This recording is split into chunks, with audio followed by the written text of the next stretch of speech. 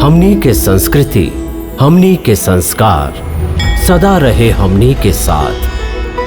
भारत के महान ग्रंथ और काव्य सब के संपूर्ण संकलन सब्सक्राइब करें तिलक।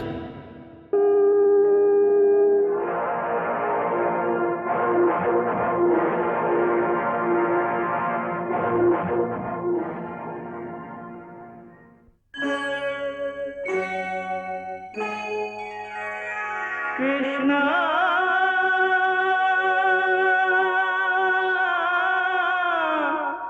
कृष्णा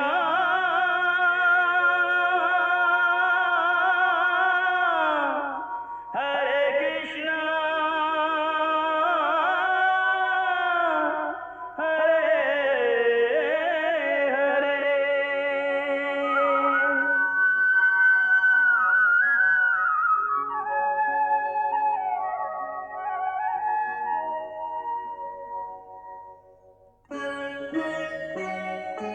सच्चिदानन्दरूपाय विश्वोत्पत्त्यादिहेतवे तापत्रयविनाशाय श्रीकृष्णाय वयं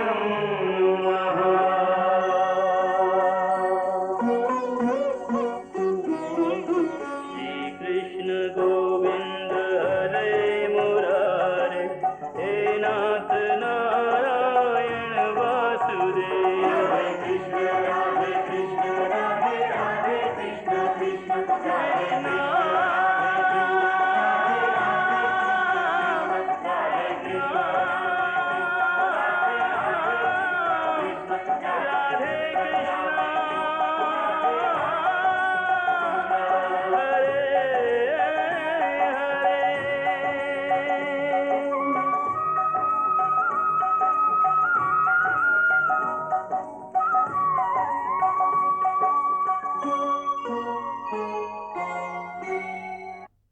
लेकिन हम हस्तिनापुर के बंटवारा ना कर सकी। हस्तिनापुर हम कुरुवंशियन के प्राण ह, धड़कन ह। एकरा ईंट ईंट में हमार कुल के यश गाथा के प्रमाण बा।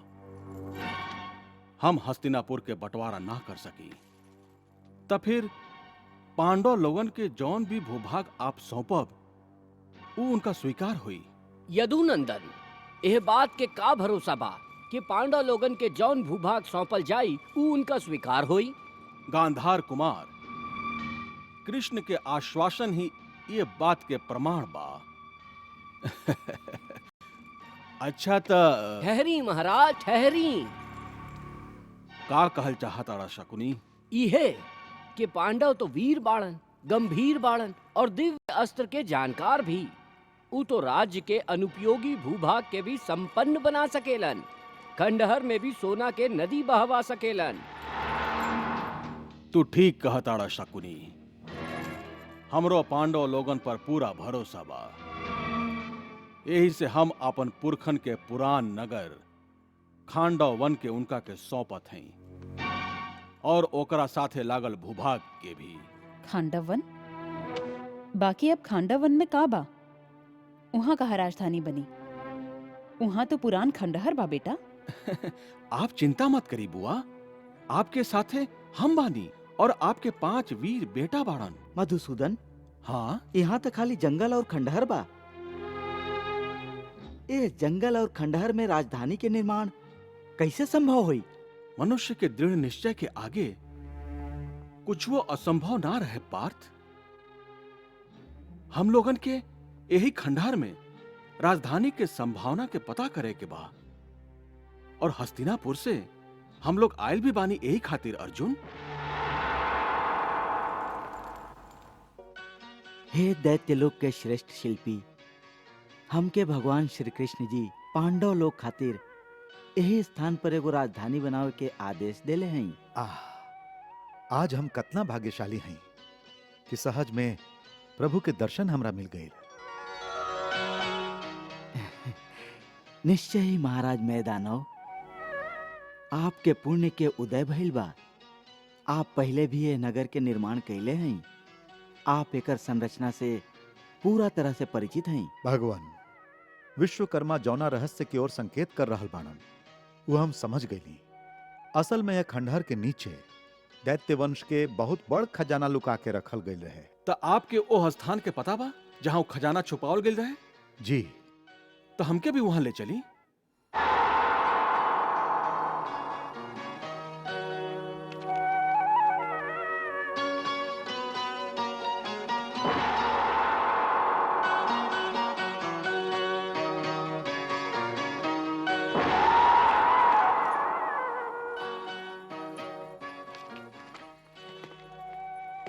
सखा, ईला गांडीव धनुष सबसे तुहार रक्षा और तुहार विजय के एकमात्र अस्त्र होई। ई जीवन भर तुहार साथ दी। एकरा बाद तोहरा कोनो दोसर अस्त्र के आवश्यकता ना रही। यही धनुष के द्वारा तू सब प्रकार के दिव्य वाण के संधान कर सकबा। यह अक्षय तर्कश भी ग्रहण कर अर्जुन। एकरा के स्वयं अग्निदेव प्रसन्न होके दैत्यराज के देले रहन। ए अक्षय तर्कश के बाण कबो समाप्त ना होके।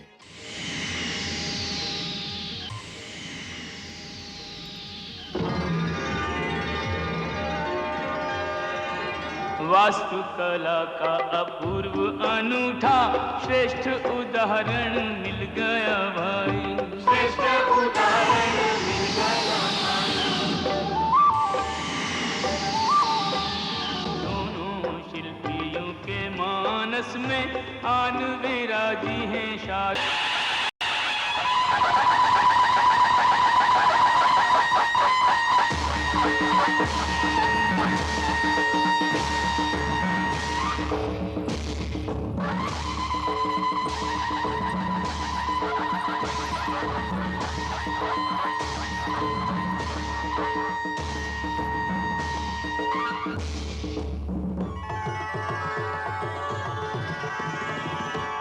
अभिनंदन अभिनंदन अभिनंदन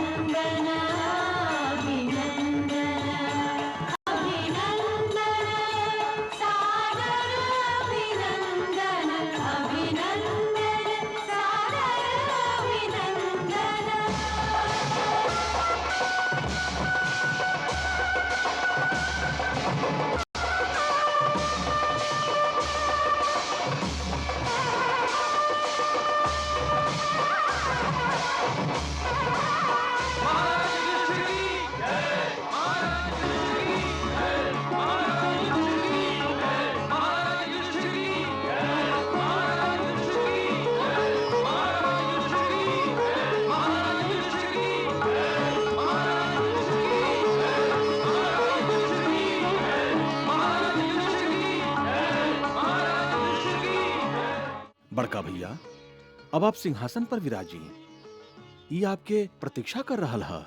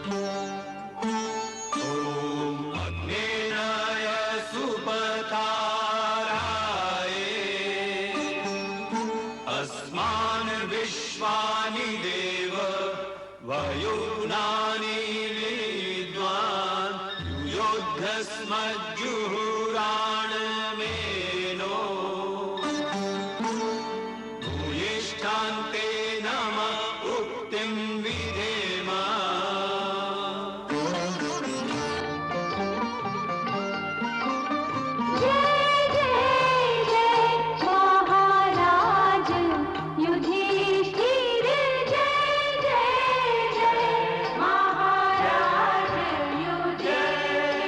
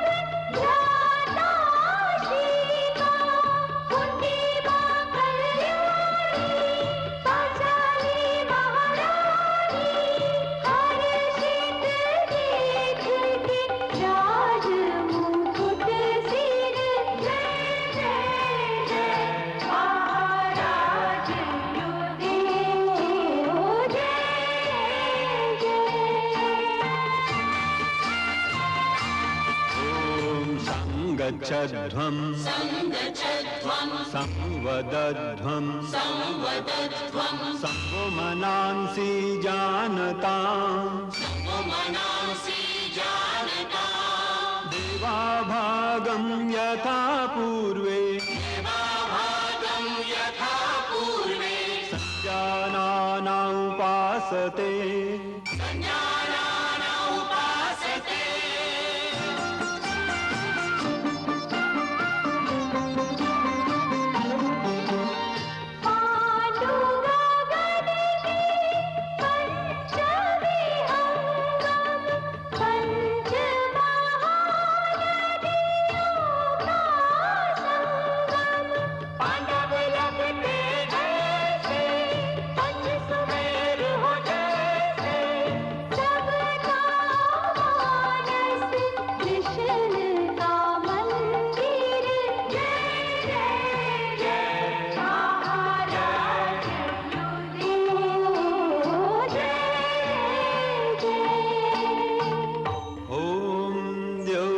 शांतिरंतरिक्षगुं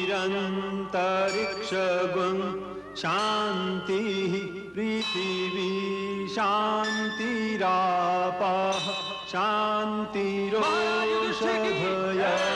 शांतिः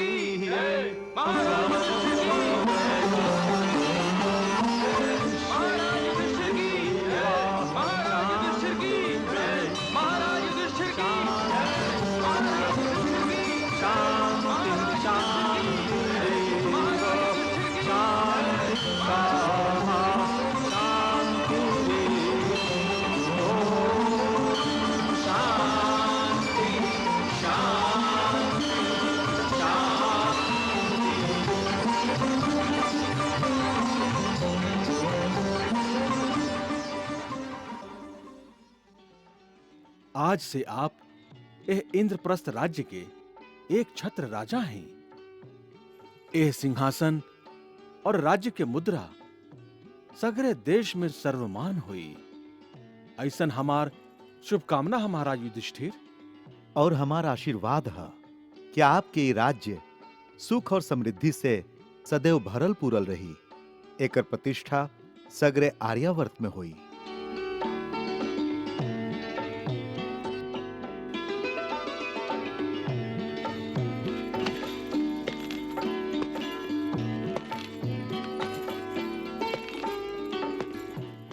महाराज, राज तिलक के यह शुभ अवसर पर हम द्वारका राज्य के ओरी से आपके अभिवादन करत हैं और ई नौलखा हार आपके भेंट करत हैं। एकरा स्वीकार करी महाराज।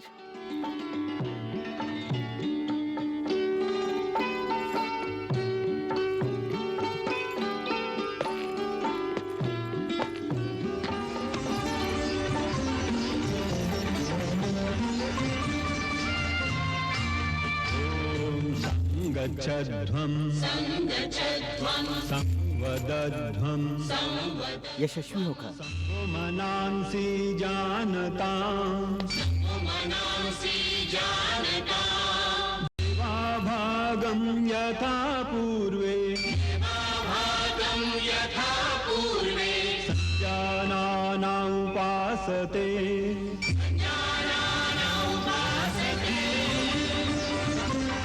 आयुष्मान होगा।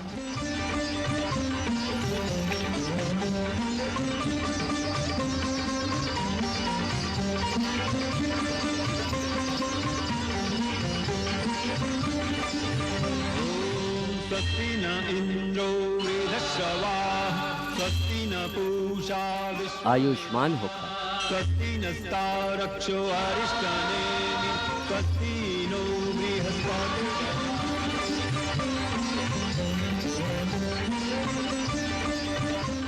आयुष्मान होगा। आयुष्मान होगा।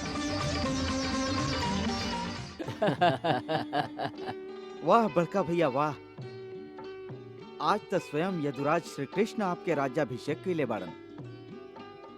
इंद्रप्रस्थ खातिर एकरा से बढ़ के सम्मान के और का बात हो सकेला। वाह भैया वाह, आनंद आ गई। आपके राज्याभिषेक देख के देवलोक में देवता और स्वर्गलोक में हम लोग के पूर्वज भी प्रसन्न हो रहल हुई हैं। नारायण नारायण। नारायण नारायण। महात्मा पांडुपुत्रन के राज्य में आपके स्वागत है। प्रणाम स्वीकार करी देवर्षि। तू लोगन के कल्याण हो के पांडुपुत्र विराजी देवर्षि। नारायण नारायण।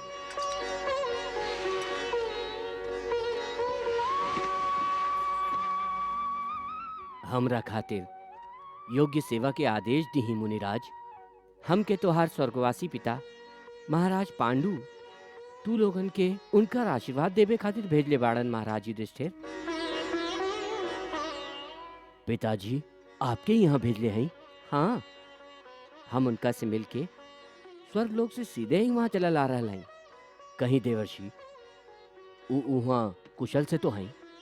वहाँ के जरूर हमारे नया राज्य के स्थापना से शांति मिलल हुई। शांति तो मिलल है, बाकी कुछ अशांत भी दिखाई देहलन। अशांत कौन का हुआ कोनो कष्ट है? भला उनका का कष्ट हो सकेला?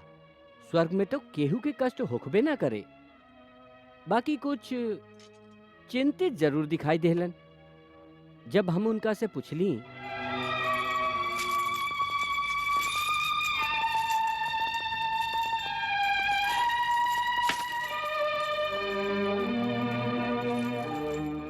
का बात है महाराज पांडु, आज आपके मुखमंडल पर चिंता के बादल काहे हैं? जबकि आपके त प्रसन्न होके के चाहिए कि आपके बेटा लोग एगो नया राज्य के स्थापना करके एगो नया राजधानी के निर्माण कर ले बाड़न। देवर्षि, ई त हमरा खातिर प्रसन्नता के बात है कि हमार बेटा लोग एगो नया राजधानी और नया राज्य के स्थापना कर ले बाड़न। नारायण नारायण। बाकी महाराज, हमके तो आपके मुखमंडल पर चिंता की रेखा दिखाई दे रहल है। देवर्षि, आप तो जानत ही हैं कि हम अपन जीवन काल में राजसूय यज्ञ ना कर सकली। ऊ अधूरा इच्छा हमके जीवन भर कचोटत रहल। यहाँ तक कि हमार मृत्यु के बाद भी यहाँ स्वर्ग में भी वो हमार साथ ना छोड़लस। ऐसे हमार मन अशांत रहेला। एवं स्वर्ग में एक से एक बड़ चक्रवर्ती सम्राट घूमत रहेलन। उनका देख के हमार मन में अक्सर एगो हीन भावना सिर उठावेला। जब हम राजा हरिश्चंद्र, राजा मानधाता, राजा पृथु के महिमा के गुणगान सुनी ले तो अपना आप पर गलानी होखेला। बाकी महाराज, शारीरिक रोग के कारण ही तो आपके असमय धरती से इहवा चलावे के पड़ल रहे। एमे आपके का दोष रहे? देवर्षि, जीवन काल चाहे छोट होखे या बड़, व्यक्ति के पहचान तो उतना ही पल से होखेला जितना पल वो धरती पर रहेला। फिर भी हमारी ये इच्छा के यदि हमार कोनो बेटा पूरा कर देस तो ओकर पुण्य के फल हमके अबहियो प्राप्त हो सकेला। हमार बेटा युधिष्ठिर से जाके हमारी दुख कहीं और उस सब के हमारा आशीर्वाद दी। नारायण नारायण।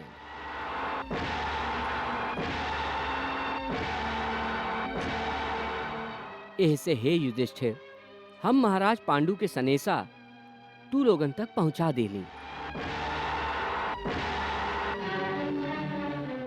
हे महात्मा, हे पिताजी, हम देवर्षि के साक्षी मान के आज ही शपथ लेत हई कि हम अपन स्वर्गवासी पिता के इच्छा के जरूर पूरा करब। एगो ऐसन राजसूय यज्ञ करब जेकरा भविष्य में पीढ़ी दर पीढ़ी याद करी।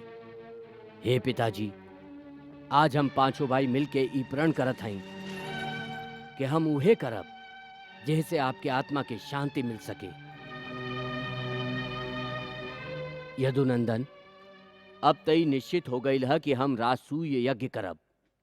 तो हमरा पहला कर्तव्य ई है कि हम आर्यव्रत के सगरे राजा लोग के इंद्रप्रस्थ के अधीन करके उनका से कर प्राप्त करी। निश्चय ही। बाकी जे लोग हमन के पहले से मित्र राजा बाड़न, ऊ लोगन से कर ना बल्कि सहयोग के मांग करे के हुई महाराज। ये उचित होई। बाकी जे हम लोग के अधीनता के स्वीकार ना करिए उनका से तो युद्ध करे के ही पड़ी। हाँ महाराज, यही से इंद्रप्रस्थ से आपके ध्वज लेके जे वीर जाई ओकरा संगे पूरा सैन्य बल भी रही। चारों दिशा में कौन वीर हमार सेनापति बन के जाई ओकर भी उत्तरदायित्व आप ही निश्चित करी मधुसूदन।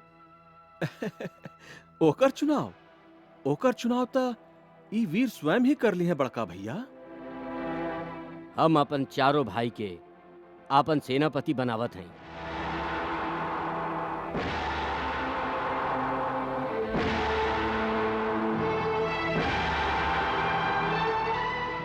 अब बोला, तू लोगन में से कौन वीर कौन दिशा में प्रस्थान कर रहल हा? भाई जी, हम अपना खातिर दक्षिण दिशा के चुनाव करत हैं। और हम पश्चिम दिशा के राजा लोग के अधीन करे जाइब। पूरब दिशा हमार रहल।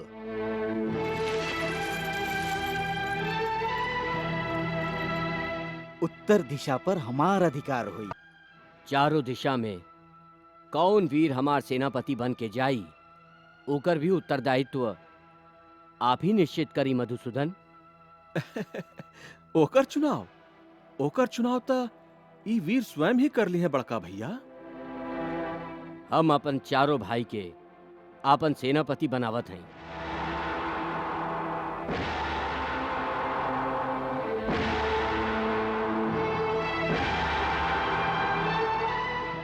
अब बोला, तू लोगन में से कौन वीर कौन दिशा में प्रस्थान कर रहल हा?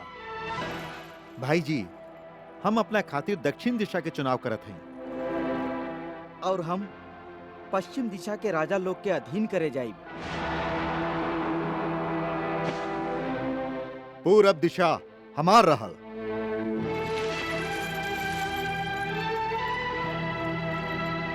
उत्तर दिशा पर हमार अधिकार हुई। आप सभे आपन दिशा तो चुन ली, बाकी केहू ई सोचले हा कि दूगो महान राज्य हा, उनका अपना अधीन कईल परम दुष्कर काम हा।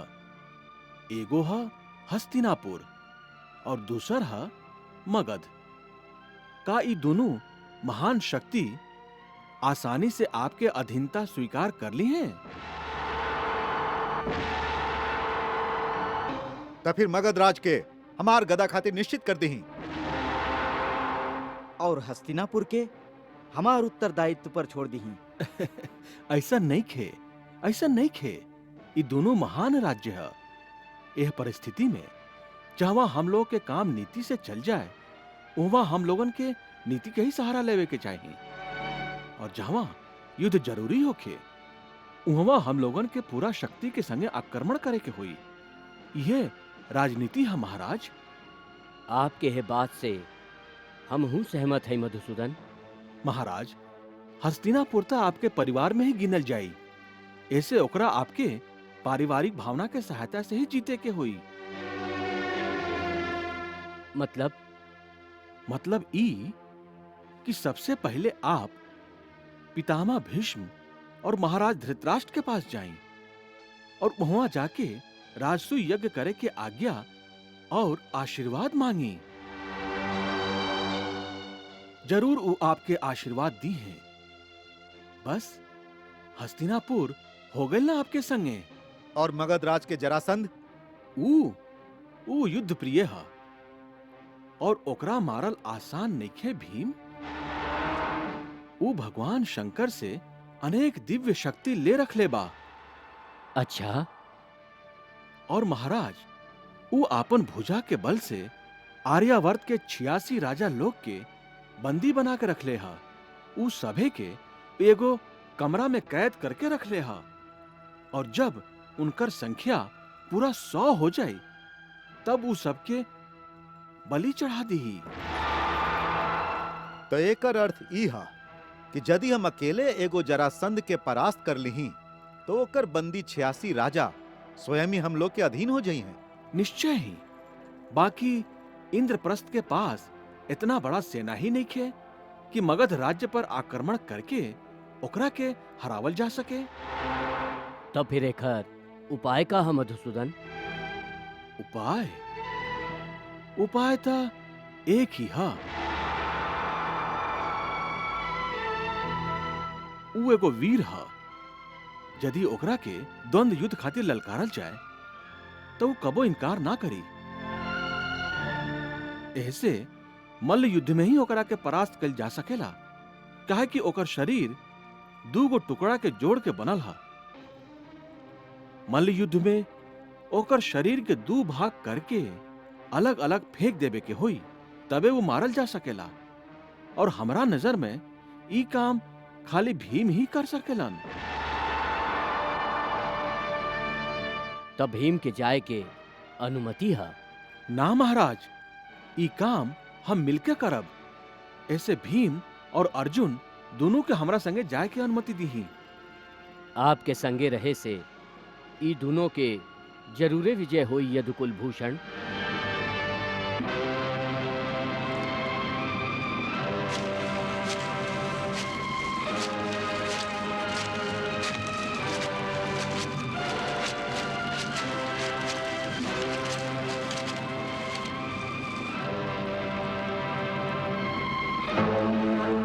पार्थ, जरासंध आशुतोष भगवान शंकर के मस्तकाभिषेक हर दिन करेला। ए समय भी ऊ इवे पर हा। त काऊ शिव भक्त था मधुसूदन? हाँ, यही से ता ओकरा भगवान शंकर के कृपा से अमोघ अस्त्र प्राप्त भइल हा। पर हमके संदेह है कि वो हमार द्वंद्व युद्ध के प्रस्ताव के स्वीकार कर ले। तू जरासंध के नैखा जानत भीम, हम ओकरा से भली भांति परिचित हैं। ऊ आज तक कौनो भी योद्धा के ललकारे पर ओकरा के निराश नइखे कइले। यदि ऐसन हा तो वो निश्चित ही एगो वीर हा। वीर ही ना, ऊ एगो महादानी भी हा।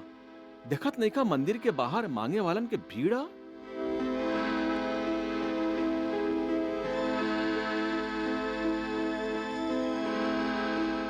त काऊ ई सबके संतुष्ट करी? निश्चय ही पार्थ, और हमके भी यह मांगे वालन के भीड़ में जाके ठाड़ हो जाए के पड़ी। तो चली।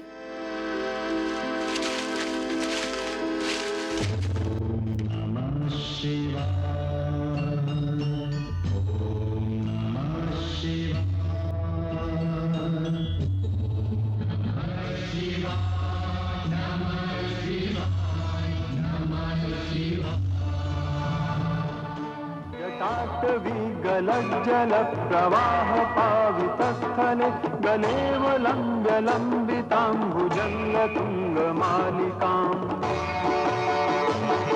डमड्डमड्डमड्डमन्निनादवड्डमर्वयं चकार चण्डताण्डवं तनोतु नः शिवः शिवम्।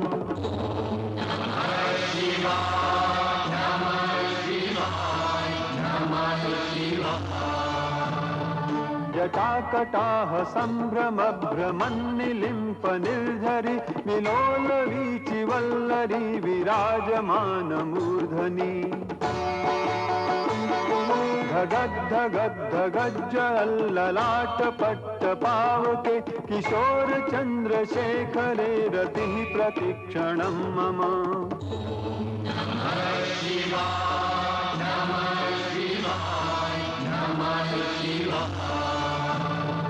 अखर्व सर्वमङ्गला कलाकदम्ब मञ्जरी रसप्रवाह माधुरी विजृम्भणा मधुव्रतम्। स्मरान्तकं पुरान्तकं भवान्तकं मखान्तकं गजान्तकान्धकान्तकं तमन्तकान्तकं भजे। ॐ नमः शिवाय।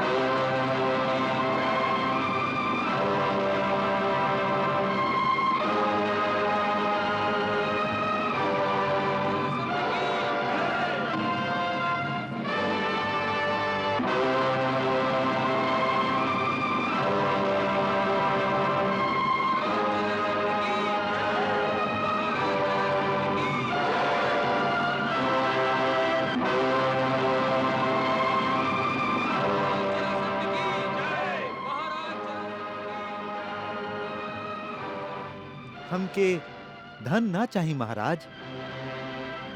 तब फिर का चाहिए? आपन इच्छा कह ब्राह्मण। महाराज, हम गंगोत्री से आइल एगो वेद पाठी ब्राह्मण हैं। हम आपके राज्य में एगो गुरुकुल के स्थापना कल चाहत हैं। हमके एक काम के खातिर जमीन के जरूरत है महाराज।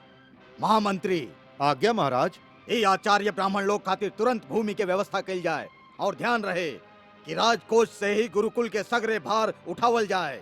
जे आज्ञा। हमके न्याय चाहिए महाराज। न्याय? हमरा रहते हमार राज्य में ब्राह्मण लोग के संगे अन्याय के कर सकेला? अन्याय भइल है धर्मवीर। हमार जमीन पर भद्रशाली नाम के एगो बदमाश अधिकार कर ली है। हमके हमार जमीन से वंचित कर दिहल गईल है। अब हमार परिवार के भरण पोषण कैसे हुई राजन? महामंत्री जी महाराज। ई आचार्य के संगे एक क्षण जा और स्थिति के पता लगावा। यदि भद्रशाली जबरदस्ती इनकर जमीन पर अधिकार कैले बा तो ओकर दोनों हाथ काट के हमार न्याय से परिचित करावा। जा। जे आज्ञा।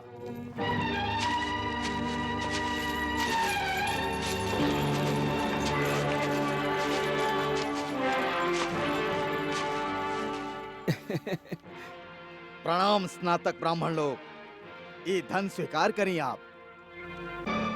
ना राजन, दान के अर्थ खाली धन के दान ना होला। तब फिर आप अपन कामना कहें ब्राह्मण। महाराज, हम जानत हैं कि आप महादानी हैं। हर मांगे वाला की इच्छा पूरा करे वाला नरेश हैं। एगो धर्मशील सम्राट हैं। एमे कोनो संदेह है ब्राह्मण? ना राजन, जे तरह सूरज के प्रकाश में, जल के तरलता में और हवा के सर्वव्यापी होखे में कोनो संदेह नइखे कल जा सकेला, वही तरह आपके वाणी भी संदेह रहित है महाराज। मनोबल बढ़ावे की आवश्यकता नहीं है ब्राह्मण। आपन आवश्यकता बतावा। तोहके का चाहिए? स्त्री, वस्तु, धन या फिर कुछ और? ना राजन ना, ये सब भौतिक सुख त संसार में पीड़ा के कारण मात्र है। हम ये सब आशंका लेके यहाँ नहीं आई। तब फिर ऐसा कौन सा आकांक्षा है जकरा जरासंध पूरा ना कर सकेला ब्राह्मण? बताओ, तुहार मन में ऐसा कौन सा लालसा है जे तोहके यहाँ खींच के लेके आयल है? लालसा? लालसा तो खाली एक ही है महाराज। वो कहा युद्ध, खाली युद्ध। युद्ध? सुना युद्ध, सुना युद्ध, युद्ध सुना। युद्ध, वो भी जरासंध से। निश्चय ही महाराज, हम लोग आपसे द्वंद्व युद्ध की इच्छा लेके आयल हैं। बोली, स्वीकार है? अरे का मति भ्रम के शिकार हो गए बड़ा ब्राह्मण? जे महाराज जरासंध जैसन महाबली से युद्ध कल चाहता रहा। तू लोग शांत रहा याचक। तू लोगन ब्राह्मण हवा या ब्राह्मण के वेश में के हुआ पहले ही निश्चित हो जाए। इस समय द्वंद्व युद्ध के आकांक्षा करे वाला हम खाली एगो योद्धा हैं। बाकी द्वंद्व युद्ध समान योद्धा लोग के बीच में संभव है। जरासंध जैसन पराक्रमी योद्धा के विपक्ष में लड़े वाला योद्धा के गोत्र और वंश के ज्ञान तो होके के चाहे ब्राह्मण। राजन, ये कैसन धर्म पालन है? ये कौन सा मर्यादा है कि एगो दानवीर के सामने याचक के आपन परिचय भी देवे के होई? महाराज जरासंध के मुंह पर युद्ध के नाम पर ये भय के मुद्रा कैसन? ई भय मुद्रा नहीं खे ब्राह्मण, बिल्कुल भय मुद्रा नहीं खे। तू भगवान आशुतोष के सामने याचना कर रहल बाड़ा। इहवा ये द्वार से केहू निराश ना लौटल हा, ना ही तू लौटबा ब्राह्मण। बाकी हम ब्रह्म हत्या के पाप से बचल चाहत है ना त तू तीनों अब तक स्वर्ग के यात्रा कर रहल होइता ब्राह्मण, समझला? समझ ली महाराज, आप तो हमार ए वेश से भयभीत हो रहा हैं। बाकी वस्त्र तो हम कभियो त्याग सकीले। द्वंद्व युद्ध त भुजा के बल से लड़ल जला राजन। तका तू अभी तक जरासंध के भुजा के बल से अपरिचित रहा ब्राह्मण। हमार कारागार में बंदी 86 राजा लोग के हमार बाहुबल के परिणाम ज्ञात हो चुकल है ब्राह्मण। तू मृत्यु के प्रतीक्षा करत अड़न।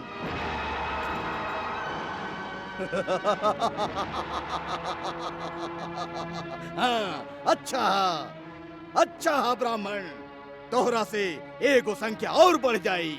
हाँ हमके ज्ञात है। अत्याचार और अभिमान के यही प्रकाष्ठा ऊ राजा लोगन के अमानवीय यातना भी देले हा। हमके ज्ञात था कि ऊ लोगन के स्त्रियन के जबरदस्ती तोहरा महल में रखल गई हा। कई अपराध नहीं के महाराज जरासंध? ना ब्राह्मण, बिल्कुल ना। हम ही सभे राजा लोग के युद्ध में जीतले हैं। हमारे विचार से जे क्षत्रिय बाहुबल से हीन है ओकरा शासक होके के अधिकार कदापि नहीं के, समझला। यही से तो हम आपके बाहुबल के परीक्षा खातिर यहाँ आयल हैं।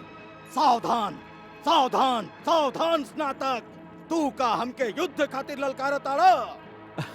युद्ध खातिर ना महाराज, द्वंद्व युद्ध खातिर। युद्ध में तक कई ऐसा लोग भी मारल जालन जे बेचारा निर्दोष होखेलन। आप हम तीनों में से केहू एगो के चुन सकेले महाराज जरासंध। महेश्वर साक्षी बालन ब्राह्मण, हम आज तक केहू योद्धा के द्वंद्व युद्ध में ललकारला पर विमुख ना कैले हैं। फिर भी हम तो से पूछ लेवे चाहत हैं, का तो के मृत्यु के भय नहीं खे? मृत्यु के भय? और मृत्यु के बाद तकार और डरपोक लोग करेलन। महाराज, हमके ऐसा लाग रहल हा कि मृत्यु के भय आपके आहत कर रहल हा। हे कटुभाषी स्नातक, सच कहा। तू के बाड़ा? तू कोई भी होखा, पर निश्चित रूप से ब्राह्मण नहीं खा। ये भी पता चल जाई। हम कोनो पहला बार तो मिल ना रहल हैं। का कहला? तू हमरा से पहले भी मिल चुकल बाड़ा। बाकी कहवा ब्राह्मण? में मथुरा में। मथुरा में? हाँ, मथुरा में। तुहार दामाद कंस के मथुरा में। का इतना जल्दी भुला गया जरासंध? हम उहे यदुवंशी कृष्ण हैं। कृष्ण? कृष्ण? हाँ, कृष्ण। और ई बाड़न पांडुपुत्र भीम। और ई बाड़न अर्जुन। अच्छा, तब दरिद्र याचक के भेष धारण करके आयल बड़ा कृष्ण। यदि तू अपन असल भेष में भी आयता न कृष्ण, त जरासंध पीछे ना हटे। हम तो पहले ही संदेह में रही कि क्षत्रिय जैसन गठीला शरीर और धनुष के डोरी खींचे वाला ई अंगुरी कबो ब्राह्मण के ना हो सकेला। भेष बदल के आवे से तोहार मन में छिपल कोनो कुटिलता के आभास होखेला कृष्ण। कुटिलता होकी तो तोहके द्वंद्व युद्ध खातिर ना लल करती जरासंध। तू का हमके द्वंद्व युद्ध खातिर ललकारब कृष्ण? गुर्जरात्रा के युद्ध में भाग चुकल बड़ा तू। हम एगो भगोड़ा के मार के कलंकित ना होकल चाहत हैं कृष्ण। तो फिर ई दोनों में से केकरो चुनाव कर ली।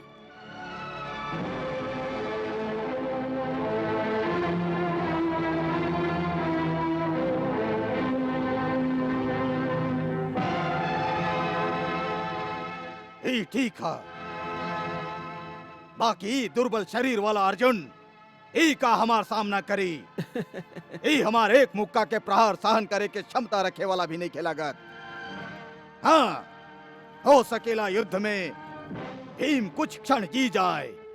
इस समय ही बताई कि के कुछ क्षण जीत सकेला जरासंध। द्वंद्व युद्ध खातिर तू वचनबद्ध हो चुकल बाड़ा। पहले जा और आपन स्त्री लोग से अंतिम भेंट करावा। और एक बात, तू आपन राजश्री के भी दर्शन करावा, ताकि मरत समय तुहार कोनो इच्छा बचल ना रह जाए। भीम! उत्तेजित मत होकर राजन, हम तो से द्वंद्व युद्ध खातिर तैयार हैं और तुहार राजमहल के सामने वाला चबूतरा पर हम तुहार प्रतीक्षा करब, जैसे तुहार मरे के महोत्सव तुहार नगर वासी भी देख सके। भीम! हम हूं तो के उहुए यम के द्वार दिखाए, समझला? हाँ।